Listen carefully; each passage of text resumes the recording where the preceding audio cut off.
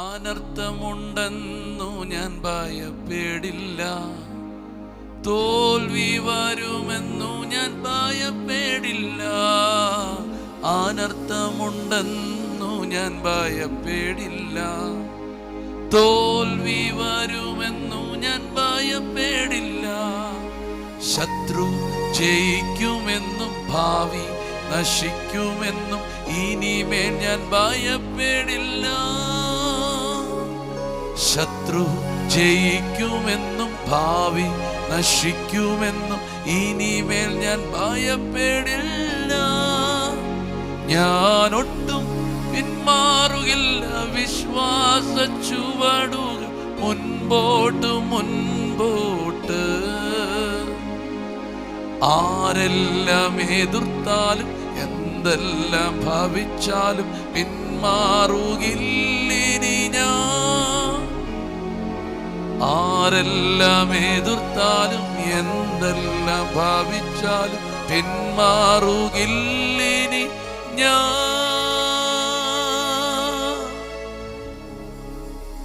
Voice of ലവിൽ ഇന്ന് ദൈവം തരുന്ന ഒരു വചനം 122 സങ്കീർത്തനത്തിൻ്റെ 7-ാമത്തെ വാക്യവും 8-ാമത്തെ വാക്യമാണ്. ഒന്ന് ശ്രദ്ധിക്കാം. നിന്റെ കൊത്തളങ്ങളിൽ സമാധാനവും നിന്റെ അരമനകളിൽ സ്വൈര്യവും ഉണ്ടാകട്ടെ. എൻ്റെ സഹോദരന്മാരും കൂട്ടാളികളും നിമിത്തം നിന്നിൽ സമാധാനം ഉണ്ടാകട്ടെ എന്ന് ഞാൻ പറയും. ആമേൻ. പ്രാർത്ഥിക്കുന്നവർക്ക് നൽകുന്ന ഒരു പ്രോമിസാണ് ഇത്.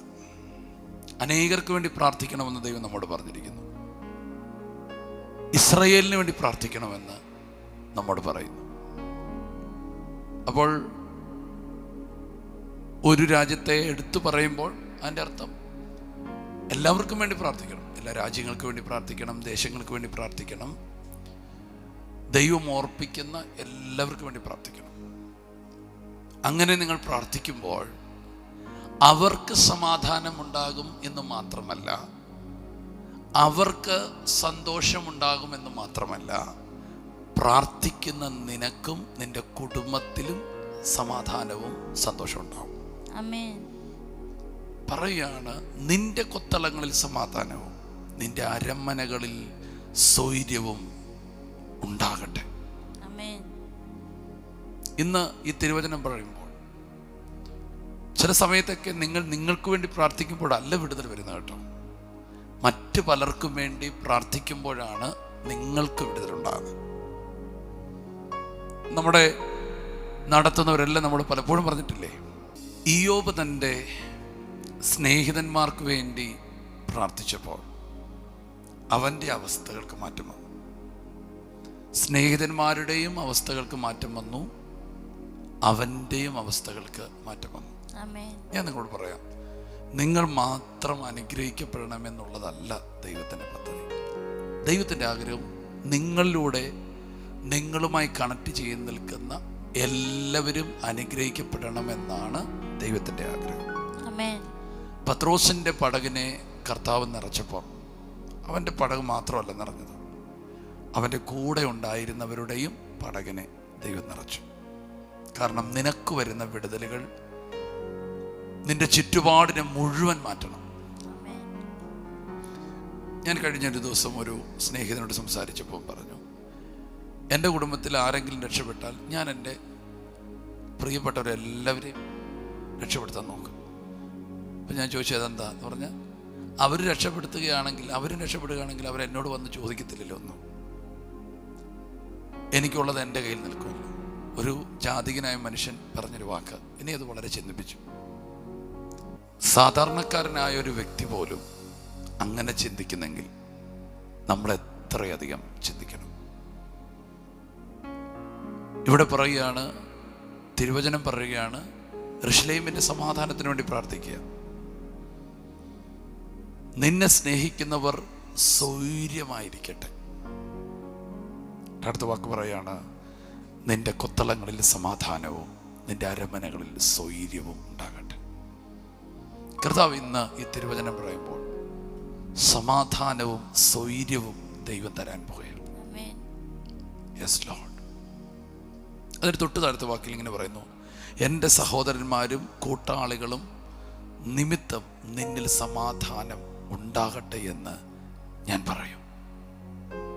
എന്ന് പറഞ്ഞാൽ ഞാൻ പറയുന്നൊരു കാര്യമാണ് എൻ്റെ പ്രിയപ്പെട്ടവരോട്. ഞാൻ നിമിത്തവും എൻ്റെ പ്രിയപ്പെട്ടവർ നിമിത്തവും ഒക്കെ നിങ്ങൾക്ക് സമാധാനം ഉണ്ടാകട്ടെ. എൻ്റെ അർത്ഥം ഞങ്ങൾ സമാധാനമുള്ളവരാണ്. ഞങ്ങളുടെ സമാധാനം നിങ്ങളിലേക്ക് വ്യാപരിക്കട്ടെ. നിങ്ങൾ മറ്റുള്ളവരുടെ സമാധാനത്തിന് വേണ്ടി പ്രാർത്ഥിക്കുമ്പോൾ നിങ്ങൾക്ക് സമാധാനം ഉണ്ടാകും, അവർക്കും സമാധാനം ഉണ്ടാകും. അപ്പോൾ തന്നെ നിങ്ങളിലുള്ള സമാധാനം മറ്റുള്ളവരിലേക്ക് പകരുകയും ചെയ്യും. എന്തൊരു അത്ഭുതമല്ലേ! ദൈവവചനം എത്ര മനോഹരമാണ്. നിങ്ങൾക്ക് സമാധാനമില്ലാത്തപ്പോൾ മറ്റുള്ളവരുടെ സമാധാനത്തിന് പ്രാർത്ഥിക്കുമ്പോൾ അവർക്കും സമാധാനമുണ്ടാകും, നിങ്ങൾക്കും സമാധാനമുണ്ടാകും. തീർന്നില്ല, നിങ്ങൾക്ക് സമാധാനം ഉള്ളത് കൊണ്ട് നിങ്ങൾ മറ്റുള്ളവർക്ക് വേണ്ടി പ്രാർത്ഥിക്കുമ്പോൾ നിങ്ങളുള്ള സമാധാനം, ഐശ്വര്യം അവരിലേക്ക് പകരപ്പെടും.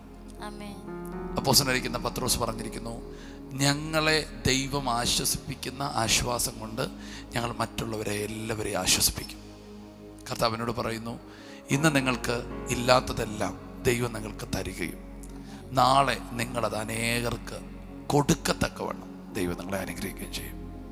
യെസ്, ഇവിടെ നിന്നുകൊണ്ട് ഒരു നല്ല വാഗ്ദത്തം ഞാൻ നിങ്ങൾക്ക് തരുന്നു. ആ വചനം ഇതാണ്: നിങ്ങൾ വായ്പ വാങ്ങുകയില്ല, നിങ്ങൾ കൊടുക്കുന്നവരായി തീരും. സ്തോത്രം. എന്തോ ഈ വചനം പങ്കുവച്ചപ്പോൾ അങ്ങനെ ഒരു ദൂത് പൊങ്ങി വന്നു, നിങ്ങളിലേക്ക് അത് വരികയാണ്. ഇന്നത്തെ അവസ്ഥകളെല്ലാം മാറും, ഉണ്ടാകട്ടെ. യെസ്, നമുക്കൊരു നിമിഷം പ്രാർത്ഥിക്കാം. യേശുവേ, ഞങ്ങൾക്ക് അങ്ങ് നൽകിയ നല്ല വചനത്തിനായി സ്തോത്രം ചെയ്യുന്നു. കർത്താവായ ദൈവമേ, പ്രാർത്ഥനയുടെ ഒരു അഭിഷേകത്തെ അങ്ങ് പകരണമേ. കർത്താവെ, മറ്റുള്ളവർക്ക് വേണ്ടി പ്രാർത്ഥിക്കുമ്പോൾ മറ്റുള്ളവർക്കും ഞങ്ങൾക്കും തരുന്ന സമാധാനത്തിനായി സ്തോത്രം ചെയ്യും. യേശുപ്പ, അനേകർക്ക് വേണ്ടി പ്രാർത്ഥിപ്പാൻ അഭിഷേകത്താൽ ഞങ്ങളെ നിറയ്ക്കണമേ. അങ്ങയുടെ സമാധാനം ഞങ്ങളിലും അവരിലും ഞങ്ങളുടെ കുടുംബത്തിലും ഞങ്ങളിൽ നിന്ന് പലരിലേക്കും അത് ലഭ്യമാകട്ടെ. ഈ വചനം കേൾക്കുന്ന ഓരോ വ്യക്തിയിലും കർത്താവെ, അങ്ങയുടെ സമാധാനത്താൽ നിറച്ച് പ്രാർത്ഥിക്കുന്നു. എല്ലാ ദുഃഖങ്ങൾ, പ്രയാസങ്ങളെല്ലാം മാറട്ടെ. കർത്താവെ മറ്റുള്ളവരിലേക്ക് പങ്കുവെക്കുന്നവരായി, കൊടുക്കുന്നവരായി മാറട്ടെ. യേശുവിൻ്റെ നാമത്തിൽ അവരെ അനുഗ്രഹിക്കുന്നു. ഇന്നത്തെ ദിവസത്തെ അനുഗ്രഹിച്ച് പ്രാർത്ഥിക്കുന്നു, യേശുവിൻ്റെ നാമത്തിൽ തന്നെ. ആമേൻ.